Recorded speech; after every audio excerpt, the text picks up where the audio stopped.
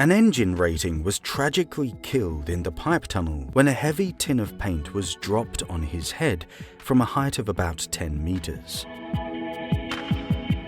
During the accident investigation, it was discovered that the two crew members had been instructed by the chief engineer to perform the task without a proper risk assessment and toolbox meeting. No work permit had been issued. Further, the crew member responsible for lowering the painting equipment was found to be inexperienced and was working without supervision. Meanwhile, the engine rating entered the pipe tunnel and stood at the bottom of the ladder in preparation for receiving the painting equipment from above. During the lowering of the painting equipment, the rope slipped, sending the heavy paint tin falling into the tunnel, hitting the engine rating on the head and injuring him severely. Tragically, the crew member succumbed to his injuries. Due to the location of the incident and the complexity of its surroundings, it was difficult to gain access to the injured crew member. It was also discovered that no walkie-talkies were provided to the crew, and that due to a lack of proper and frequent training on crew member responsibilities in an emergency, the emergency team did not act immediately.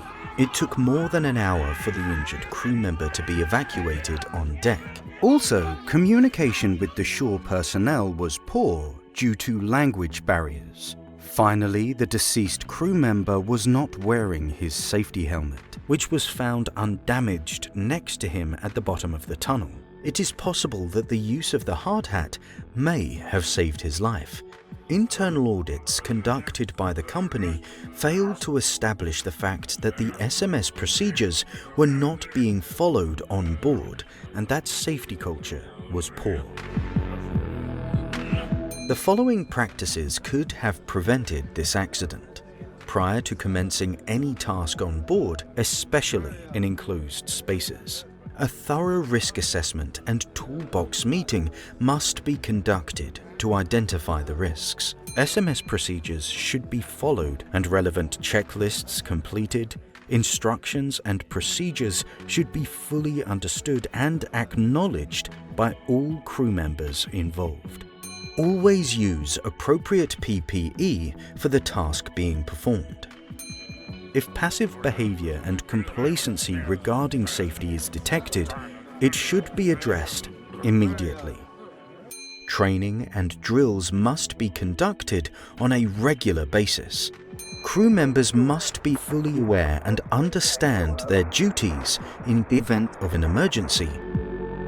Now that you have seen this video, ask yourself the following 4 questions. What personal action can you commit to avoid an incident like this on your ship? What could cause those procedures and controls to fail?